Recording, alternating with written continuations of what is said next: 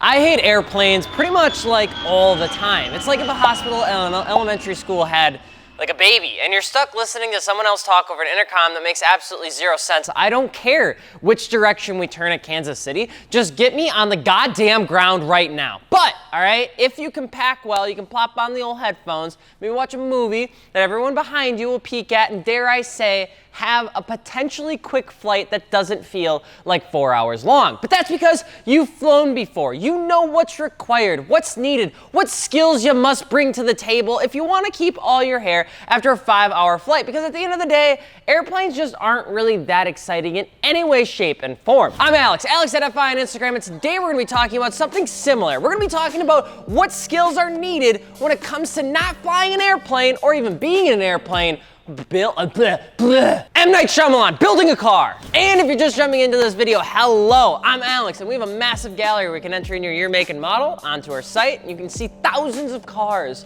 that have aftermarket wheels, tires, and suspension with the full specs, so you can pick them up easy peasy, lemon squeezy. And then get the mounted balance shipped for free to your door to the lower 48 in about 10 days or less, because we bought a bunch of because it's really hard to keep things in stock. So we bought a bunch of it. You guys actually go check it out. You can see what we have in stock, which means you can buy it and you can get it way sooner. Plus, we have Artisa Art Formed Wheels now, which is our own in-house brand. It actually makes it faster for shipping. And, you know, if you're interested in supporting the all new brand, that would be absolutely awesome. 2021 has been absolutely nuts, so we're trying to make it a little bit easier on everyone that's in this industry. It's like lumber.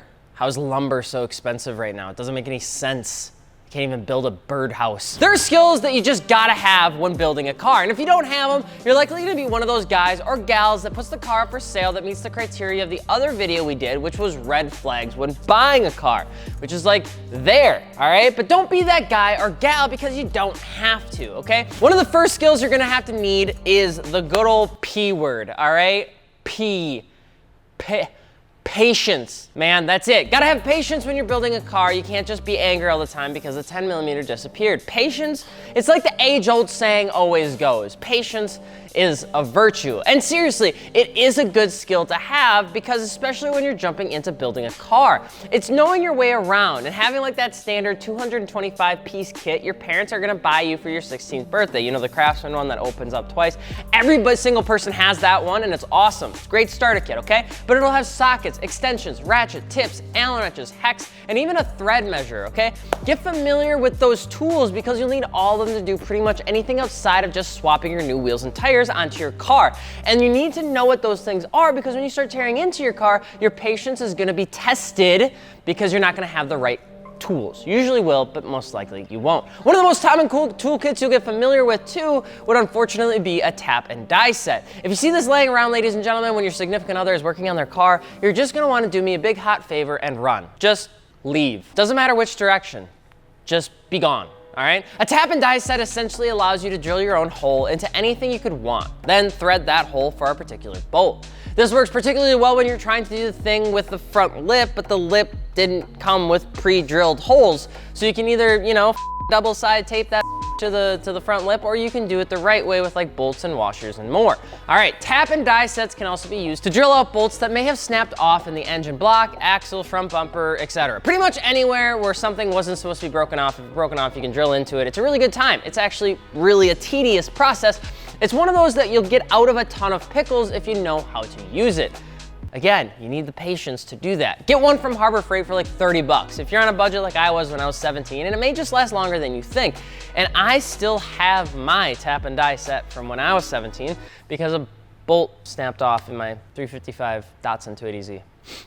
Didn't have patience then. But outside of patience with your toolkits, more specifically a tap and die set, another great skill to have is the ability to walk through problems while writing things down. If you don't have a notepad and a pen in your garage, you're gonna wanna go get some G2s up in that bad boy from like, I don't know, Office Max, okay? And put that bad boy in like your Center Max box and you'll thank me later, okay? Common things like doing your own measurements for airlines, brake clearances, or even just remembering what size tires you had so when you order some new ones from fitmentindustries.com, you don't accidentally order the wrong ones. The amount of DMs I get of people accidentally ordering the wrong tires blows my mind. Write that stuff down on what you're really looking to do because it's gonna make it easier and you don't have to guess, okay? But walking through it with a pen of any sort of problem helps a ton in the more complex situations, such as doing your own bespoke wheel fitment.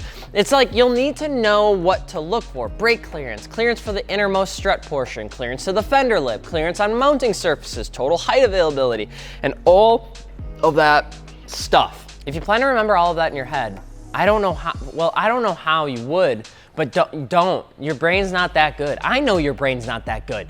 I know that. If it is, you wouldn't be in the automotive car culture scene because you know that this isn't like a financially stable, like, hobby.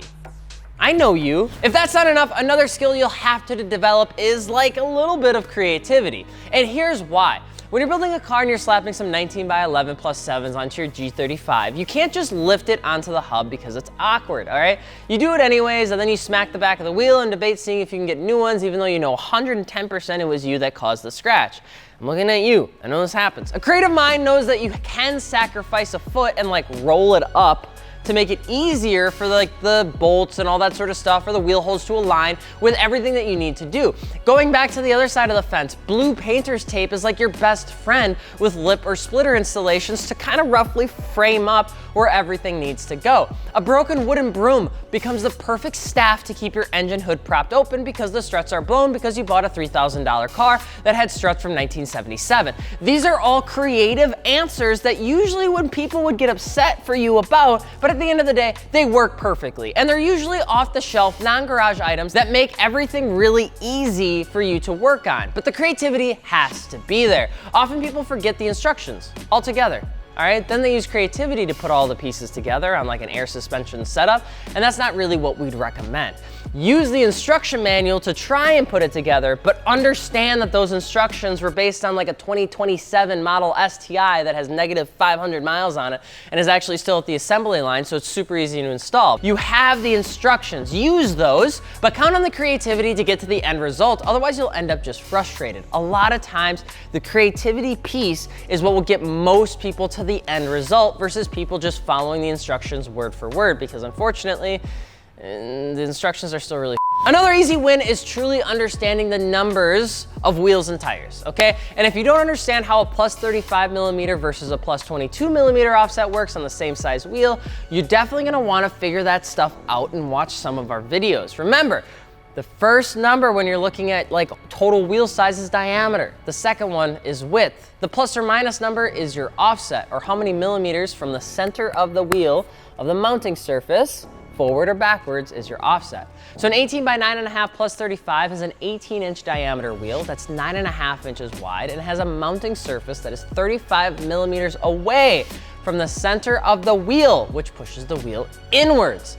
A negative 35 millimeter would be 35 millimeters away from the center of the wheel and push the wheel outwards. People that like concavity or lipped wheels typically want a lower offset wheel because it will give you more lip or it'll exaggerate the spokes, like the 19 by 11 Artisa Elder, but its 18 8.5 counterpart is not gonna be as concave, okay? Make sure you understand those things, especially when you're looking for your first set of wheels. And the same goes for tires.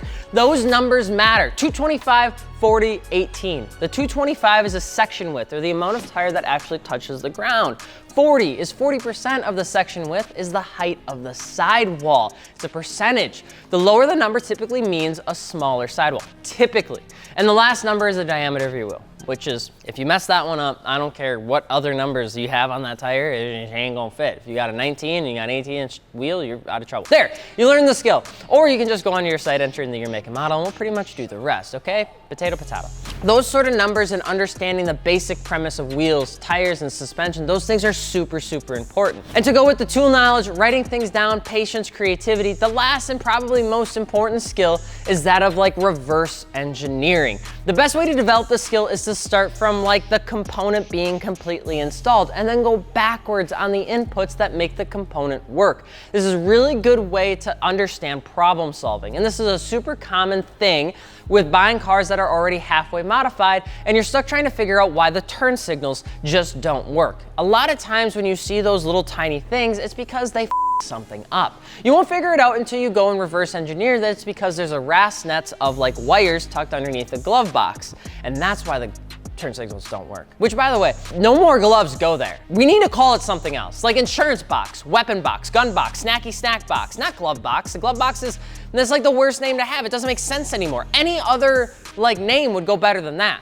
And another good way to develop the skill is quite honestly learning with friends that have a finished build. You can follow their work throughout the car, see how things work, and ask questions to somebody that has already went through something you're about to go through. One of the most common and probably most popular ways people do this is when they're going through an air suspension setup from somebody else's car. Use those resources because in all honesty, if you can do this one, reverse engineer anything, you've essentially won, and you'll be able to do pretty much anything when it comes down to modifying your car. You'll be able to figure out why there's inner camber wear, why the water meth tank isn't working, or why the AccuAir shuts off when you turn on your high beams. Sean, you would know about that, wouldn't you? But what do you think? Let us know what the official skill of being an automotive enthusiast is in the comment section below. And of course, don't forget to subscribe. And if you're looking for aftermarket wheels, tires, or suspension, specifically wheel and tire packages, be sure to hit us up over at fitmentindustries.com. I'm Alex from Fitment Industries, and we will see you later. Peace.